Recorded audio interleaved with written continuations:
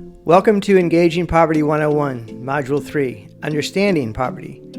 In Module 1, we each got on the scale financially to see how we compare to the rest of the world. I would be surprised if most of us didn't discover we live in the top 10% of the wealthiest people on Earth, while others find themselves in the top 1 or 2%. We discussed what could happen if we all gave our share of our wealth, and if we could ensure those resources were directed where they are best utilized.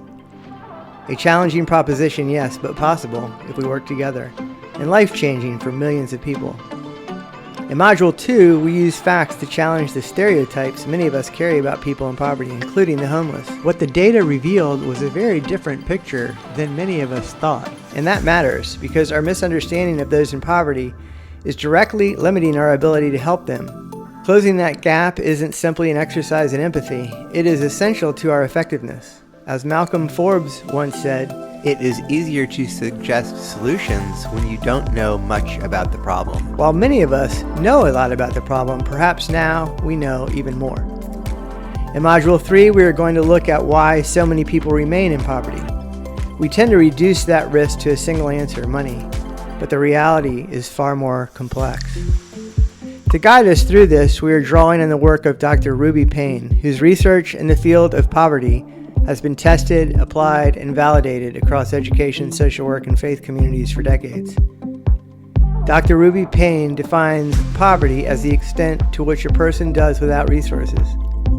In her framework, those resources fall into 8 categories: financial, emotional, mental, spiritual, physical, support systems, relationships and role models, and knowledge of hidden rules. What makes Payne's work so significant is her insistence that poverty is not simply a condition. It is a culture with its own rules, values, and survival strategies. To move someone out of poverty, you cannot simply hand them money. You have to understand what resources they are missing and help them build across all of them. That is what makes the work hard and even more costly. Before we walk through those 8 resources, we need to stop and talk about something that helps explain why so many people find themselves without the aforementioned resources in the first place. It's called ACEs, Adverse Childhood Experiences. In 1998, the CDC and Kaiser Permanente published one of the most significant studies in the history of public health. They surveyed over 17,000 adults and asked them about 10 categories of childhood trauma. Things like physical, emotional, or sexual abuse, neglect, growing up with a parent who struggled with addiction or mental illness, witnessing domestic violence, or having a parent who is incarcerated. Each of those experiences counted as one ACE, and what they found was staggering. The higher a person's ACE score, the more likely they were, as adults, to struggle with addiction, depression, chronic illness, unemployment, unstable relationships, and poverty. Not because they were weak, not because they made bad choices, but because trauma in childhood literally rewires the developing brain. The brain is essentially built in the first 5 years of life. What a child experiences, witnesses, and absorbs in those years becomes the operating system they carry into adulthood. The first 5 years lay the foundation, but trauma doesn't stop being formative after that. A single severe experience at any age can permanently rewire how we think, feel, and respond. This is the essence of PTSD. One event, one moment of overwhelming fear or pain, can become the lens through which the brain filters everything that follows. Someone who got violently ill from undercooked chicken in high school may still overcook it 30 years later. Not because they are being irrational, but because the brain learned a lesson it refuses to unlearn. That is not weakness. That is the brain doing exactly what it was designed to do: protect you from repeating something that nearly broke you. Now multiply that by years of chronic poverty, abuse, neglect, or violence, and you begin to understand why the decisions people in poverty make can look so baffling from the outside. They aren't just bad choices, they're survival choices. Shaped by experiences that left marks the rest of us simply cannot see. Since I mentioned PTSD, post-traumatic stress disorder, it is worth another mention. We have seen it in veterans who come home from war changed. They flinch at loud noises. They cannot sleep. They struggle to trust. They react to ordinary situations as if they are still in the middle of a firefight, because their nervous system never got the message that the war was over. For a child growing up in a home filled with violence, addiction, neglect, or abuse, the war never ends. There is no deployment. There is no coming home. The trauma is not a single event they survived. It is the water they swim in every single day for years. And just like the soldier, their nervous system adapts to survive it. Their brain rewires itself around the threat. Hypervigilance, distrust, emotional dysregulation, difficulty concentrating. These are survival responses. They are the same responses we honor in our veterans. The difference is that we call it heroism in one context and dysfunction in another. ACEs are, in every meaningful sense, a form of prolonged childhood PTSD. And the communities most affected by poverty are producing generation after generation of children carrying that weight, often with no diagnosis, no treatment, and no one who understands why they behave the way they do. Consider this to help clarify the point. If you lost your job tomorrow, most of you would be okay, at least for a while. Why? Because you have other resources to draw on. You have people who would help you. You have the emotional stability to handle the stress. You have the education and skills to find another job. You know how to navigate systems, banks, employers, government agencies. You have a support network. You have role models who have shown you how to get back on your feet. Now imagine you had none of that. No savings, no network, no one who has ever modeled financial stability for you. No idea how to navigate the systems that everyone else seems to move through effortlessly. That is what poverty without resources looks like. And that is why money alone will never solve it. When we understand that, we stop asking what is wrong with them and start asking what happened to them. That one shift in perspective changes everything about how we help. 2/3 of the adults surveyed had at least one ACE. 1 in 6 had 4 or more. Now think about that in the context of poverty. The communities most affected by poverty are also the communities most saturated with adverse childhood experiences. Children growing up in unstable, unsafe, or chaotic environments are accumulating ACEs at rates far higher than their more affluent peers. And those ACEs are quietly stripping away the very resources Dr. Payne says people need to build a stable life. That is the connection we need to understand. Poverty is not just a financial condition. For many people, it is the long shadow of a childhood that never gave them a fair start.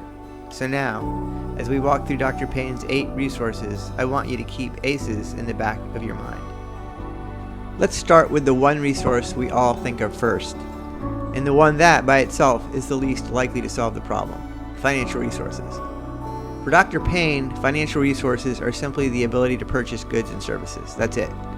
Not wealth, not savings, not investments, just the basic capacity to buy what you need: food, shelter, clothing, transportation, healthcare. When that capacity is gone, or was never there to begin with, everything else becomes harder. You can't get to work without transportation. You can't keep a job without stable housing. You can't focus on anything when you don't know where your next meal is coming from. Financial poverty creates a kind of constant crisis mode, where every decision is made under pressure, every problem feels catastrophic, and there is no margin for error. The next resource is our ability to choose and control our emotional responses. For people who grew up in chaos, violence, addiction, instability, emotional regulation was never modeled. They learned to survive, not to manage. James gets called into his supervisor's office over a minor mistake. To most people, it's a routine correction. To James, who grew up watching his father explode at the smallest provocation, it feels like an attack. He gets defensive, raises his voice, and walks out. He loses the job. Not because he was incompetent, because no one ever showed him how to sit still in a hard moment. The next is mental resources, the ability to read, write, compute, and process information well enough to function in daily life. This goes beyond a diploma. It includes understanding a lease, reading a prescription label, navigating a job application, or knowing what questions to ask a doctor. Denise is offered a Section 8 housing voucher, a genuine lifeline. But the application is 12 pages long, requires documentation she doesn't know how to obtain, and must be submitted within 30 days. She doesn't understand the instructions. She misses the deadline. The voucher expires. The opportunity is gone. Now, as I once did, we can blame this on mental illness or a lack of education.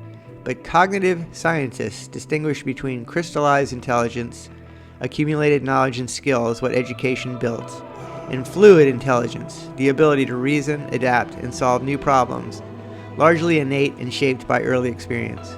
Poverty and trauma suppress fluid intelligence development, not because of genetics, but because chronic stress floods the brain with cortisol, which literally impairs the prefrontal cortex, the part responsible for planning, decision-making, and impulse control, from functioning properly. Sound familiar? This is directly related to our discussion regarding ACEs.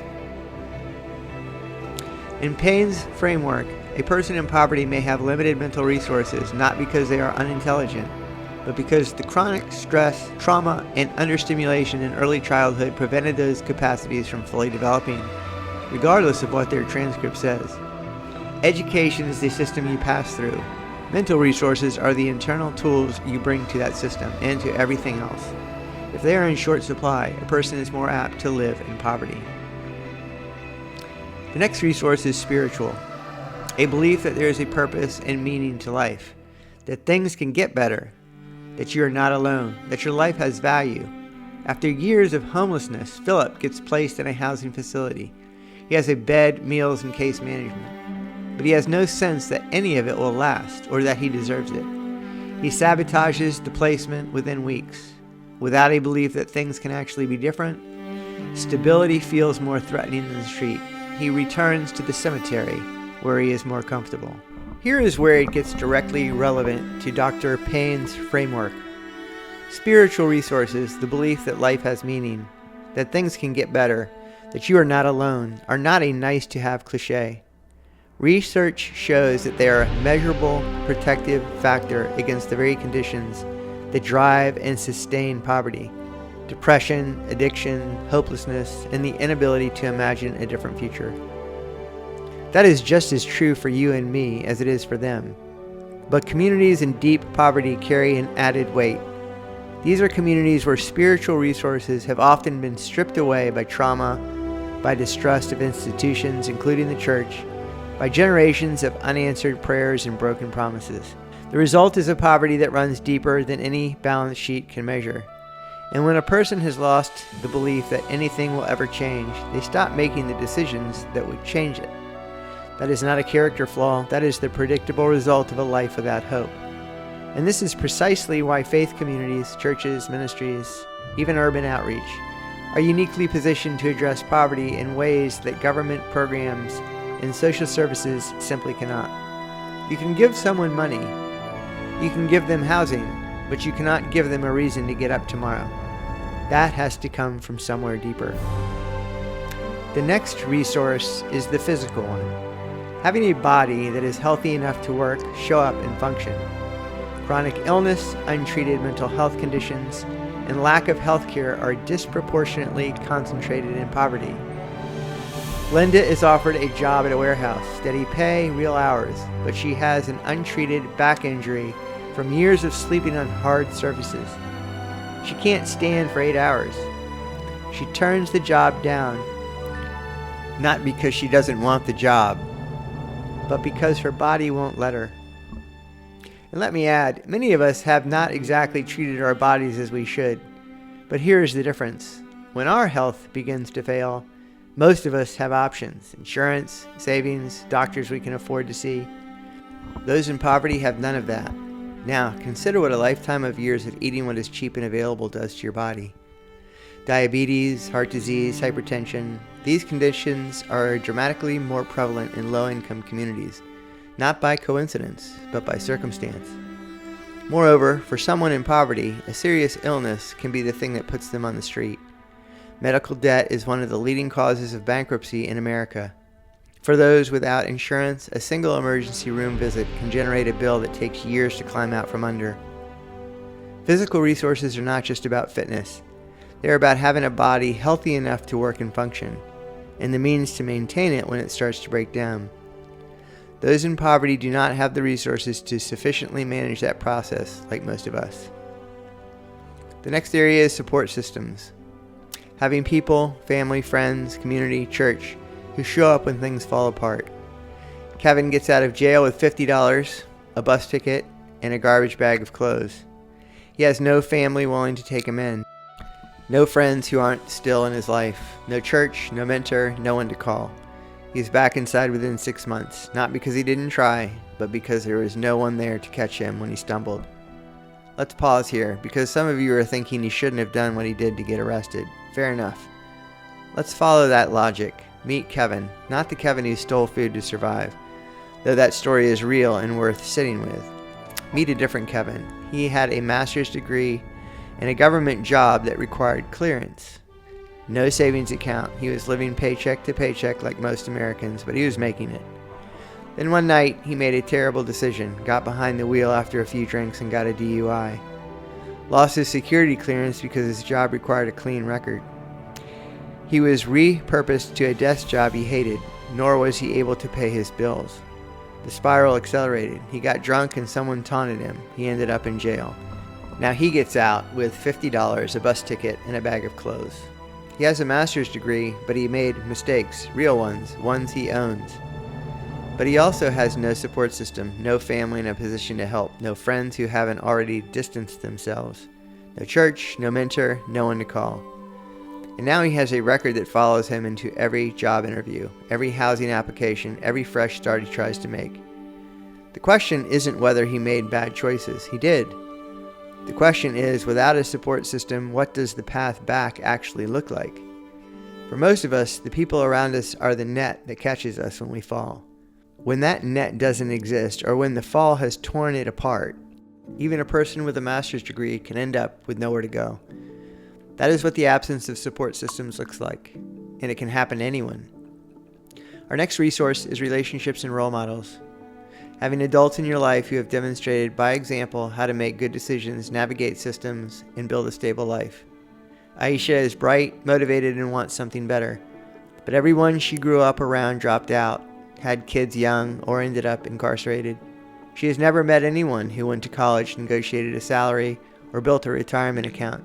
She doesn't know what she doesn't know, and there is no one in her life to show her the path. This is how generational poverty perpetuates itself, not because people don't want better, but because you cannot follow a roadmap that no one in your world has ever drawn. That is what the absence of role models actually means. And for many people in poverty, it is the most invisible barrier of all, because you can't miss what you've never seen. The next resource is knowledge of hidden rules. Every economic class has its own unwritten rules. The things everyone in that class knows, but no one ever says out loud. Middle-class institutions run on middle-class rules. Marcus nails the interview. He's qualified, personable, and shows up on time. But he wears the wrong clothes, uses slang the interviewer finds unusual, and doesn't make eye contact the way the culture expects. He doesn't get a call back. He has no idea why. The rules of the room were never explained to him, because to everyone else in the room they didn't need to be. Dr. Payne teaches that every economic class has its own values, priorities, and definitions, and that what one class considers obvious, another may never have considered at all. 3 that may be the most revealing are money, love, and education. In poverty, money is meant to be used, spent now, shared now, enjoyed now. When you have never had financial security, saving feels abstract and pointless. The future is uncertain. Today is real, so money flows out as fast as it comes in, not because of irresponsibility, but because that is what survival has always demanded.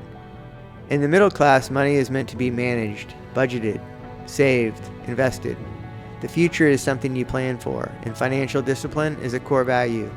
A middle-class person who spends their whole paycheck the day they receive it is considered reckless. In poverty, it is simply Tuesday. In wealth, money is meant to be preserved and grown. It is a tool for generating more money. The wealthy think in terms of assets, inheritance, and legacy, concepts that are largely invisible to someone who has never had enough to get through the month. In poverty, love is often expressed through sacrifice and loyalty. You show up for your people. You share what little you have. You don't abandon family, even when family is a source of chaos. Love is fierce, unconditional, and communal. But it can also trap people in cycles they are trying to escape, because leaving your community can feel like a betrayal. In the middle class, love is expressed through achievement and opportunity. You show love by working hard, providing stability, and giving your children better than you had. Emotional expression tends to be more measured, more private. In wealth, love is expressed through provision, access, education, connections, legacy. Love is what you leave behind and what doors you open. In poverty, education is often seen as abstract, something that happens to you rather than something you pursue. If no one in your family has ever used a degree to change their life, it is hard to believe it will change yours. School can feel like a foreign institution with foreign rules, run by people from a different world. In the middle class, education is the ticket. It is the primary vehicle for upward mobility, and it is treated as non-negotiable. You go to school, you graduate, you get a job. That is the script. In wealth, education is about networking, positioning, and access. It is less about the degree itself and more about where you got it, who you met there, and what doors it opens. The reason this matters is simple. When a middle-class social worker, teacher, or volunteer walks into a conversation with someone in poverty, they are often speaking an entirely different language, not just in words, but in values, assumptions, and definitions. Understanding that gap is the first step to bridging it. Dr. Ruby Payne defines poverty not as a lack of money, but as a lack of resources. And as we've discussed, 7 of those 8 resources have nothing to do with money at all. That changes everything about how we approach this issue. When we understand that poverty is rooted in missing emotional stability, broken relationships, poor health, absent role models, and hidden rules that were never taught, we stop asking, why don't they just work harder? And we start asking better questions. ACEs compound, trauma persists, and without the right resources, the cycle continues. Not because people choose it, but because they were never given the tools to break it. That is what makes this work so important, this training, and that is why you are here. In our next module, we're going to look at 2 more obstacles that stand between people in poverty and the help that's available to them. First, the role of government. We'll examine the benefits cliff, a real and devastating barrier that actually punishes people for trying to get ahead. And second, communication.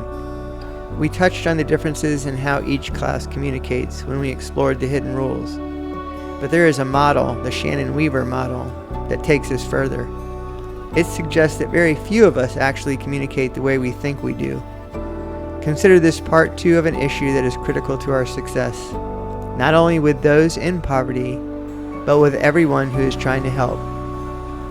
Module 4, the system, the cliff, and the conversation. I hope you will join us for the next important topics.